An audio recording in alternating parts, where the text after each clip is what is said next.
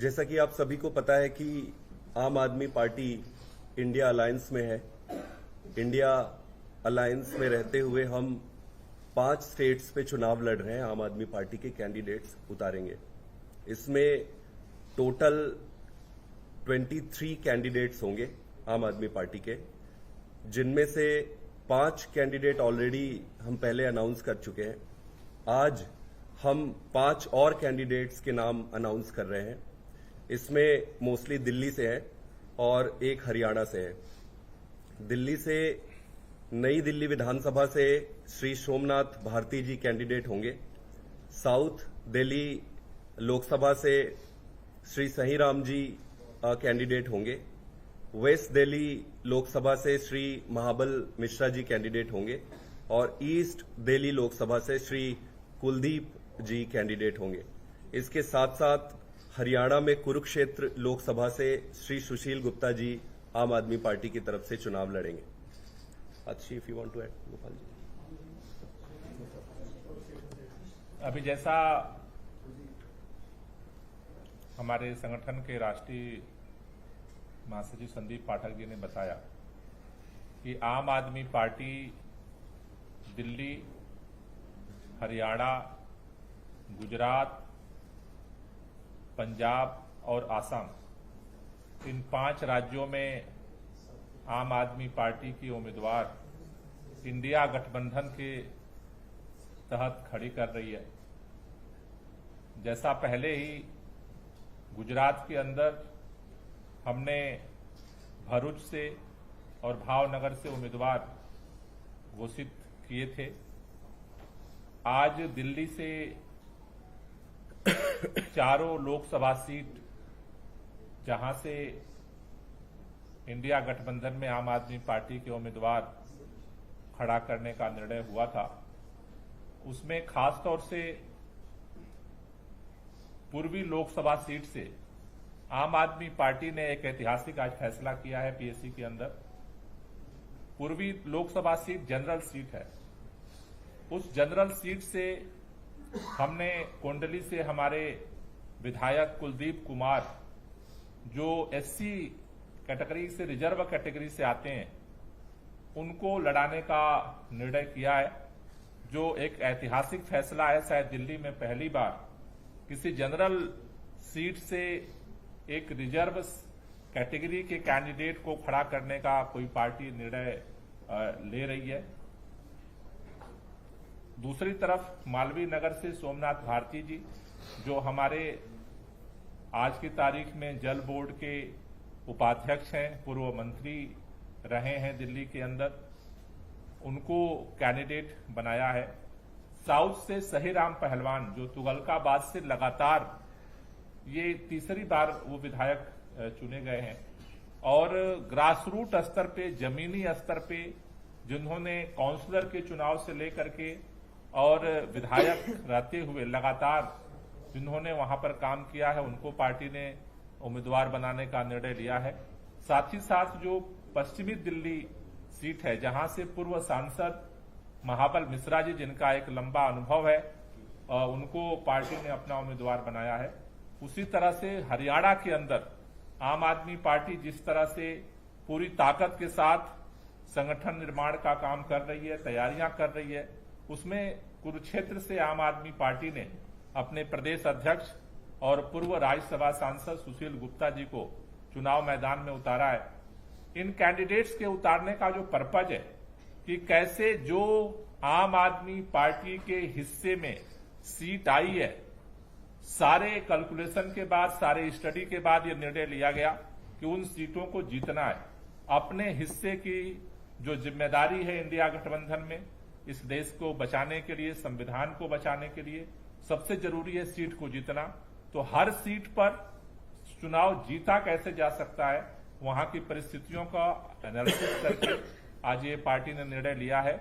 और पहले जो 5 कैंडिडेट हुए थे, अब 10 कैंडिडेट हमारे घोषित हो चुके हैं।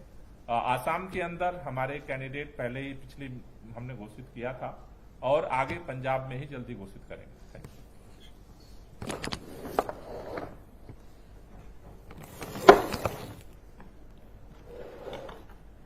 हमारे जो आज 5 कैंडिडेट्स की घोषणा हुई है उनकी एक विस्तृत चर्चा संदीप जी, गोपाल जी ने करी है।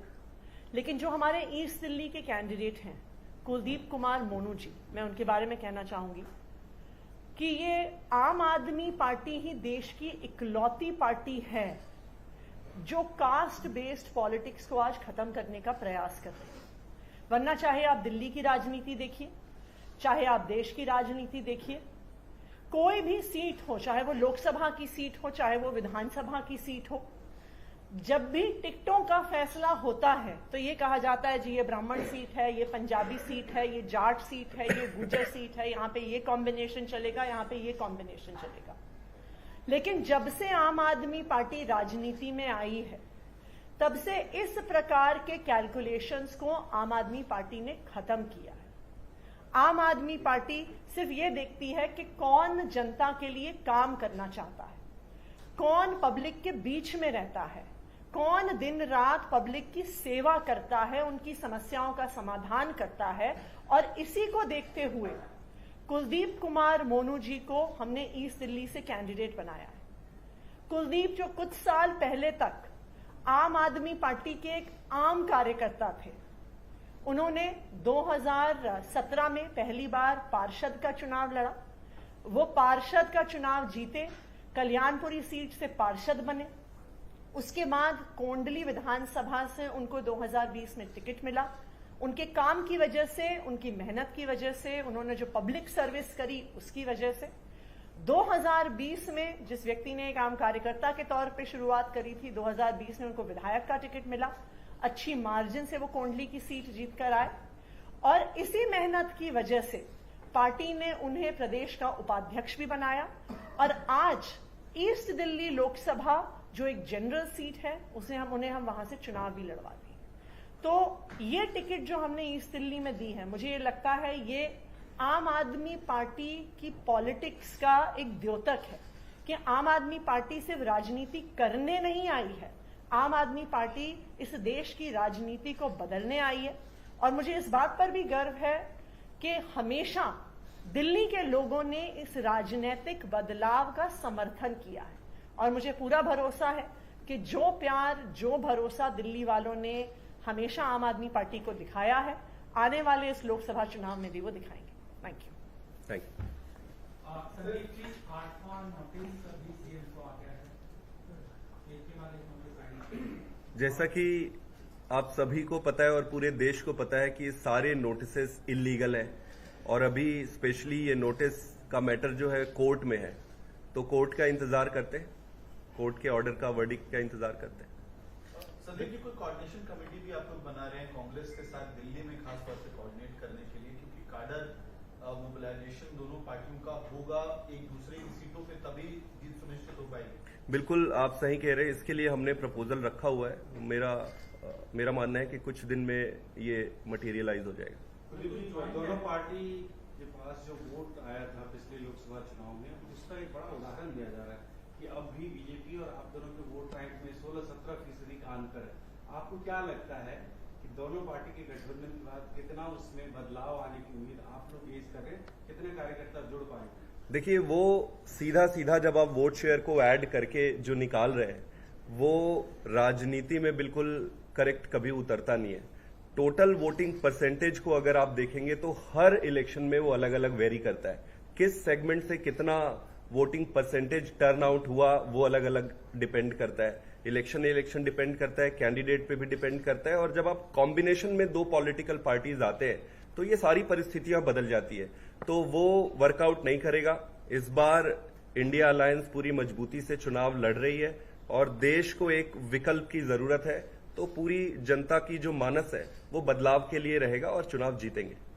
देखिए, जो कह रही है भारतीय जनता पार्टी, जो कह रही है ना कि हमारा मार्जिन बहुत ज्यादा था, उस मार्जिन की ताकत कितनी है आप इसी से अंदाजा लगा सकते हैं। जिस दिन से गठबंधन घोषित हुआ है उस दिन से सारे सीट पर भाजपा कैंडिडेट ढूंढ रही है। अगर मार्जिन इतनी ज्यादा है तो इतने जो है माथापच्ची करने की जरूरत क्या है? वो तो कोई भी लड़के चुनाव जीत लेगा, फिर इतने कैंडिडेट भाजपा क्यों ढूंढ रही है? देखिए, आपने कोऑर्डिनेशन की बात की है, क्या ये जो अनाउंस कैंडिडेट है इसके अंदर भी क्या कोऑर्डिनेशन था कि इसके कंसेंसस बन पाए कि दूसरी पार्टी की हम एक कैंडिडेट फील्ड कर रहे हैं, इसके लिए मंत्रणा दोनों पार्टियों के बीच में हुई है? हम म्यूचुअली एक दूसरे से डिस्कस करके म्यूचुअल अंडरस्टैंडिंग के साथ किए। बाकी हर पॉलिटिकल पार्टी का अपना प्रेरोगेटिव है कि किसको कैंडिडेट होता है। ठीक है, चलिए। तीन विधायक और एक जो आपके पूर्व सांसद हैं उनके साथ आप मैदान में उतरे हैं, क्या क्राइटेरिया रहा जब आप लोग चयन कर रहे थे, क्योंकि बहुत से नामों पर चर्चा हुई होगी पीएससी की बैठक में भी, तो क्या क्राइटेरिया समझ के आपने इन लोगों को मैदान में उतारा? देखिए, सबसे बड़ी क्राइटेरिया चुनाव में कैंडिडेट उतारने की होती है विनेबिलिटी की। पब्लिक में, जनता में, ये पब्लिक लाइफ में है। पब्लिक लाइफ में इनका इमेज आप देखेंगे इनके विधानसभा में, जैसे कुलदीप जी के बारे में हमने बताया, सोमनाथ जी के बारे में बताया, आप हमारे सही राम जी के बारे में आप देखेंगे तो इनकी पब्लिक में काफी अच्छी इमेज है। इन्होंने बहुत अच्छा काम किया है। तो प्राइमरी क्राइटेरिया विनेबिलिटी है और पब्लिक में इन सब के बीच में काफी अच्छी इमेज है। इनफैक्ट अगर आप इन चारों कैंडिडेट्स के अपने अपने एरिया में जाइए, 3 उसमें से विधायक हैं, एक सांसद भी रहे हैं, तो इन चारों के बारे में लोग आपको कहेंगे कि ये ऐसे लोग हैं जो पब्लिक के लिए 24 घंटे अवेलेबल है।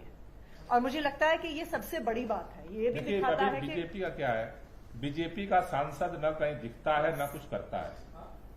आम आदमी पार्टी के कैंडिडेट वो हैं जो 24 घंटे दिखते हैं और 24 घंटे करते हैं। ठीक है, thank you. We will announce in some time.